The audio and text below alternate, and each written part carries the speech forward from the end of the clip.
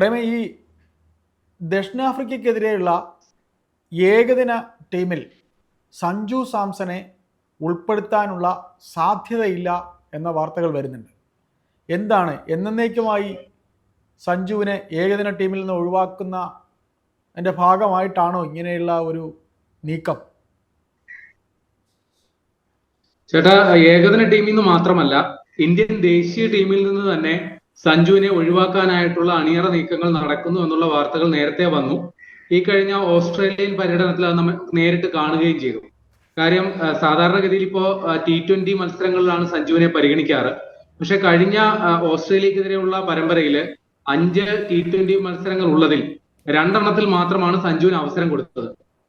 ബാക്കിയുള്ള മത്സരങ്ങളിലെല്ലാം തന്നെ ധ്രുവ് ജുറേൽ എന്ന് പറയുന്ന മറ്റൊരു വിക്കറ്റ് കീപ്പറിനാണ് അവസരം കൊടുത്തത്. അപ്പൊ അതിന് ഈ വിദഗ്ധർ, സെലക്ഷൻ കമ്മിറ്റിയിലെ വിദഗ്ധർ പറയുന്ന ന്യായീകരണം, ഈ ധ്രുവ് ജുറേൽ എന്ന് പറയുന്നത് ഒരു മിഡിൽ ഓർഡർ ബാറ്ററാണ്, സഞ്ജു സാംസൺ എന്ന് പറയുന്നത് ഒരു ടോപ്പ് ഓർഡർ ബാറ്ററാണ്. അപ്പോ ഒരു മിഡിൽ ഓർഡറിലെ ഇപ്പോ ഒഴിവുള്ളൂ എന്നുള്ളതാണ് അവർ പറയുന്നത്. പക്ഷേ സഞ്ജുവിന്റെ കരിയറിൽ ഏകദേശം ഇന്ത്യൻ ടീമിൽ കളിക്കുമ്പോൾ ഒട്ടുമിക്ക കളികളിലും അദ്ദേഹം മധ്യനിരയിലാണ് കളിച്ചിട്ടുള്ളത്. അപൂർവം ചില അവസരങ്ങളിലാണ് അദ്ദേഹത്തിന് ഓപ്പണിംഗ് സ്ലോട്ടിൽ അല്ലെങ്കിൽ ടോപ്പ് ഓർഡറിൽ കളിക്കാനായിട്ടുള്ള അവസരങ്ങൾ കിട്ടിയിട്ടുള്ളത്. അങ്ങനെ അവസരം കിട്ടിയപ്പോഴൊക്കെ സഞ്ജു തിളങ്ങിയിട്ടുണ്ട് എന്നുള്ളത് വാസ്തവം തന്നെ. പക്ഷെ അദ്ദേഹത്തിന്റെ കരിയറിൽ ഏറെക്കുറെ പകുതിയിലധികം മത്സരങ്ങൾ കളിച്ചിരിക്കുന്നത് മിഡിൽ ഓർഡറിലാണ്. അപ്പോ പറയാൻ ഒരു ന്യായീകരണമുണ്ട്. കൂടാതെ സഞ്ജുവിന് ഇപ്പോ 31 വയസ്സായത് വലിയ അപരാധമായി പോയി. കാരണം അദ്ദേഹം ഇപ്പോൾ യുവതാരമല്ലെന്നാണ് ഒരു പ്രമുഖ സീനിയർ താരം പറഞ്ഞത്. അപ്പോ ഈ 31 വയസ്സായ സഞ്ജു ഇനി ഇപ്പോ യുവതാരങ്ങൾക്ക് വിലങ്ങുതടി ആകെ നിൽക്കരുത്, അവസരം കിട്ടിയപ്പോൾ പരമാവധി പ്രയോജനപ്പെടുത്തണം എന്നുള്ള ന്യായങ്ങളൊക്കെയാണ് ഉയർന്നു വരുന്നത്. ഏതായാലും വരുന്ന ദക്ഷിണാഫ്രിക്കക്കെതിരെയുള്ള ഏകദിന പരമ്പരയിൽ സഞ്ജുവിന് അവസരം കിട്ടില്ല എന്നുള്ളത് ഉറപ്പായി. കാര്യം, നേരത്തെ തന്നെ സഞ്ജുവിന് ഏകദിന ടീമിൽ പരിഗണിക്കില്ലായിരുന്നു. പക്ഷെ ദക്ഷിണാഫ്രിക്കക്കെതിരെ സഞ്ജുവിന് അവസരം കിട്ടിയേക്കും എന്നുള്ളൊരു സൂചന ഉണ്ടായിരുന്നു.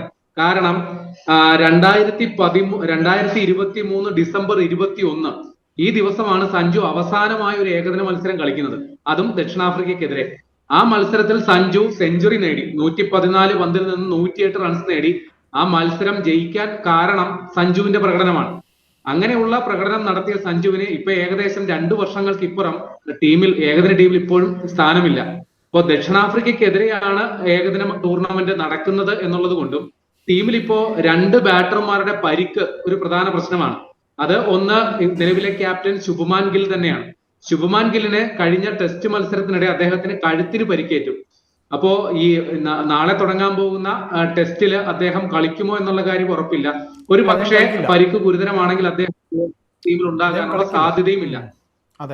ഒരു താരം ശ്രേയസ് അയ്യറാണ്. ശ്രേയസ് അയ്യറും കഴിഞ്ഞ ഓസ്ട്രേലിയൻ പര്യടനത്തിനിടയിൽ പരിക്കിന്റെ പിടിയിലാണ്. ഇപ്പൊ 2 ഒഴിവുകളുണ്ട്. 2 ഒഴിവുകളും സഞ്ജുവിന് ചേരുന്ന ഒഴിവുകളാണ്. ഒന്ന് ഓപ്പണിംഗ് ഒഴിവ്, ശുഭ്മാൻ ഗിൽ ഓപ്പണറാണ്. മറ്റൊന്ന് മധ്യനിരയിലെ ശ്രേയസ് അയ്യറുടെ ഒഴിവ്. പക്ഷെ ഇപ്പോ സെലക്ഷൻ കമ്മിറ്റി എടുത്തിരിക്കുന്ന തീരുമാനം ഈ സഞ്ജുവിന് തൽക്കാലം പരിഗണന കിട്ടില്ല എന്ന് തന്നെയാണ്. കാരണം പുതിയതായിട്ട് ടീമിൽ അവസരം കിട്ടാൻ സാധ്യതയുള്ളത് ഋതുരാജ് ഗെയ്ക്വാദ് എന്ന് പറയുന്ന യുവതാരത്തിനായിരിക്കും. കാരണം ഇന്ത്യ എ ഓസ്ട്രേലിയ എ തമ്മിൽ അനൗദ്യോഗിക മത്സരങ്ങൾ നടന്നിരുന്നു. ഇപ്പൊ ഋതുരാജ് ഗെയ്ക്വാദ് അതിൽ മാൻ ഓഫ് ദ സീരീസ് ആയിരുന്നു. ഇപ്പൊ മികച്ച ഫോമിലാണ്. ഇപ്പൊ ഋതുരാജ് ഗെയ്ക്വാദിന് അവസരം കിട്ടിയേക്കും മധ്യനിരയിൽ കളിക്കാൻ. ഇനി ഓപ്പണറായിട്ട് സഞ്ജുവിന് പരിഗണിക്കാൻ സാധ്യത കുറവാണ്. കാരണം SSC ജയ്സ്വാള് നേരത്തെ തന്നെ ഓപ്പണിംഗ് സ്ലോട്ടിലുണ്ട്. അപ്പൊ പിന്നെ SSC ജയ്സ്വാളും കളിക്കും. അതേപോലെ ചിലപ്പോ സഹ ഓപ്പണറായിട്ട് അഭിഷേക് ശർമ്മയോ അല്ലെങ്കിൽ ഋതുരാജ് ഗെയ്ക്വാദോ ഉണ്ടാകാനാണ് സാധ്യത.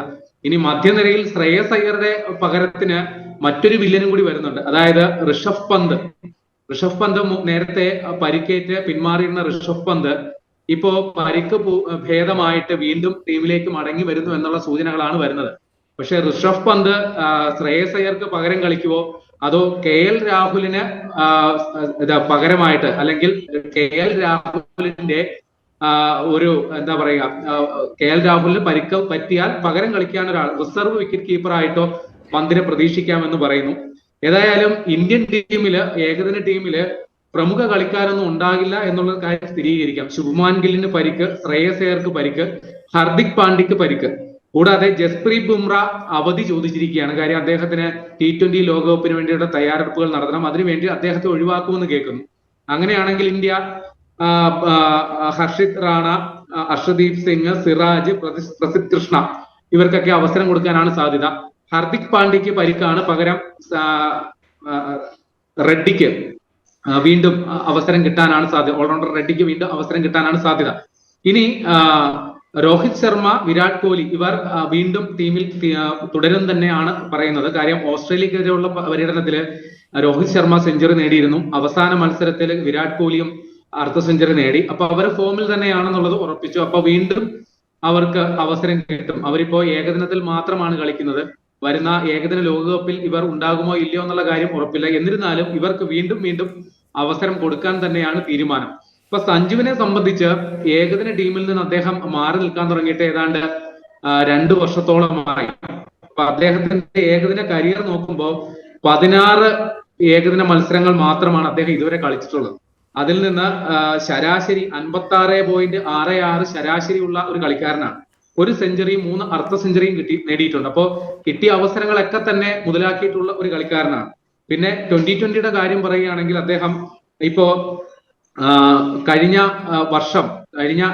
കലണ്ടർ ഇയറിൽ തുടർച്ചയായ 3 T20 സെഞ്ചുറികൾ നേടി തിളങ്ങിയ ഒരു കളിക്കാരനാണ്. പക്ഷേ സെലക്ഷൻ കമ്മിറ്റി വളരെ വിചിത്രമായ വാദമാണ് ഇപ്പൊ പറഞ്ഞുകൊണ്ടിരിക്കുന്നത്. കാരണം സഞ്ജുവിനെ അവർ പരിഗണിക്കുന്നത് ഒരു ടോപ്പ് ഓർഡർ ബാറ്റർ എന്ന നിലയിലാണ്.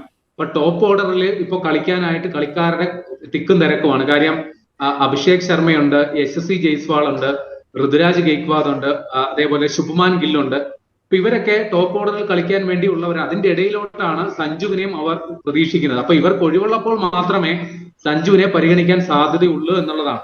അപ്പൊ ഇനി T20, അതായത് ഇപ്പോ വരുന്ന 3 മത്സരങ്ങൾ അടങ്ങിയ ഏകദിന പരമ്പരയ്ക്ക് ശേഷം 5 മത്സരങ്ങൾ അടങ്ങിയ 2020 പരമ്പരയും ദക്ഷിണാഫ്രിക്കയ്ക്കെതിരെ ഉണ്ട്. പക്ഷെ അതിലും സഞ്ജുവിന് പരിഗണന കിട്ടാനുള്ള സാധ്യത കുറവാണ്. കാരണം ധ്രുവ് ജുറേലിനെ അവിടെയും പരിഗണിക്കാൻ തന്നെയാണ്, അല്ലെങ്കിൽ ജിതേഷ് ശർമ്മയെ അവിടെയും പരിഗണിക്കാൻ തന്നെയാണ് സാധ്യത. കാരണം കഴിഞ്ഞ ഓസ്ട്രേലിയക്കെതിരെയുള്ള പരമ്പരയിൽ ജിതേഷ് ശർമ്മയ്ക്കാണ് പരിഗണന കിട്ടിയത്. അതേപോലെ തന്നെ ഏകദിന പരമ്പരയിൽ ഓസ്ട്രേലിയക്കെതിരെയുള്ള ഏകദിന പരമ്പരയിൽ സഞ്ജുവിനെ പരിഗണിച്ചില്ല. പകരം ധ്രുവ് ജുറേലിനെയാണ് KL രാഹുലിന്റെ റിസർവ് ആയിട്ട് കണ്ടെത്തിയത്. അപ്പൊ വീണ്ടും സഞ്ജുവിനെ പരിഗണിക്കാൻ T20യിൽ വരുന്ന T20 പരമ്പരയിൽ പരിഗണിച്ചാൽ തന്നെ അത് അത്ഭുതമെന്ന് കരുതേണ്ടതുള്ളൂ. പരിഗണിച്ചാൽ ഒരു പക്ഷേ 2020 ലോകകപ്പ് മുന്നിൽ കണ്ടുള്ള മുന്നൊരുക്കങ്ങളുടെ ഭാഗമായി സഞ്ജു ഇപ്പോഴും സെലക്ടർമാരുടെ പരിഗണനയിൽ ഉണ്ട് എന്നുള്ളത് ഉറപ്പിക്കാം. ഇപ്പൊ ദക്ഷിണാഫ്രിക്ക കഴിഞ്ഞാൽ ന്യൂസിലാൻഡും ഇന്ത്യയിലേക്ക് പര്യടനത്തിന് വരുന്നുണ്ട്. അവരും 3 ഏകദിനങ്ങളും 5 T20 മത്സരങ്ങളും ഇന്ത്യയിൽ കളിക്കും. അപ്പോ തിരക്ക് പിടിച്ച ഒരു ഷെഡ്യൂളാണ് വരാൻ പോകുന്നത്. അപ്പൊ സഞ്ജുവിനെ സംബന്ധിച്ച് വളരെ നിർണായകമായ ഒരു സമയത്താണ് ഇപ്പോൾ ഉള്ളത്. കാരണം IPL അദ്ദേഹം കൂടുമാറ്റമൊക്കെ നടത്തി ചെന്നൈയിലേക്ക് മാറിയിരിക്കുന്നു. അപ്പൊ ഇതൊക്കെ അദ്ദേഹത്തിന്റെ ഒരു കരിയറിൽ നല്ലൊരു തുടക്കം എന്ന നിലയിലാണ്, അല്ലെങ്കിൽ ഒരു പുതിയ തുടക്കം എന്ന നിലയിലാണ് അദ്ദേഹത്തെ ഇഷ്ടപ്പെടുന്നവർ വിലയിരുത്തുന്നത്. പക്ഷേ അന്താരാഷ്ട്ര മത്സരങ്ങളിൽ ടീമിൽ അവസരം കിട്ടുക എന്നുള്ളത് ഒരു ക്രിക്കറ്റ് താരത്തിനെ, പ്രത്യേകിച്ച് ഇത്രയും പ്രതിഭാ ധാരാളിത്തമുള്ള ഒരു ക്രിക്കറ്റ് താരത്തിന് വളരെ അത്യന്താപേക്ഷിതമാണ്. പക്ഷേ നിഗൂഢമായ എന്തോ കാരണങ്ങളാൽ സെലക്ടർമാരുടെ അനിഷ്ടം സഞ്ജു പിടിച്ചു പറ്റിയിട്ടുണ്ടോ എന്നൊരു സംശയം ഇപ്പോൾ ബലപ്പെടുകയാണ്. എന്തുകൊണ്ടാണ് ഇത്രയും, അതായത് കിട്ടിയ അവസരങ്ങളിലെല്ലാം തിളങ്ങിയിട്ടുള്ള, ഇത്രയും പ്രതിഭാശാലിയാണെന്ന് എല്ലാവരും വിലയിരുത്തുന്ന സഞ്ജുവിനെ പോലെ ഒരാൾ വീണ്ടും വീണ്ടും തഴയപ്പെടുന്നു? അത് ക്രിക്കറ്റ് ആരാധകരെ സംബന്ധിച്ച് വലിയ നിരാശയാണ്. സഞ്ജുവിനെ സംബന്ധിച്ച് അദ്ദേഹത്തിന്റെ കരിയർ 31 വയസ്സായിരിക്കുന്നു. കരിയറിന്റെ ഏറ്റവും പീക്ക് പീരീഡാണ്. ഒരു 32-33 വയസ്സ് വരെയൊക്കെ ഏറ്റവും പീക്ക് പീരീഡിൽ ഒരു ക്രിക്കറ്ററെ സംബന്ധിച്ച് കളിക്കാൻ പറ്റും. പിന്നീട് കരിയറിൽ വലിയ പാളിച്ചകൾ, താളപ്പിഴകൾ ഉണ്ടാകാനുള്ള സാധ്യതയുണ്ട്. പക്ഷെ ഈ നിർണായക സമയത്ത് ഇത്തരത്തിൽ കരിയറിൽ വലിയ വെല്ലുവിളികൾ നേരിടുക എന്ന് പറയുന്ന സഞ്ജുവിനെ സംബന്ധിച്ച് ഒരു ദൗർഭാഗ്യകരമായ സംഗതി കൂടിയാണ്.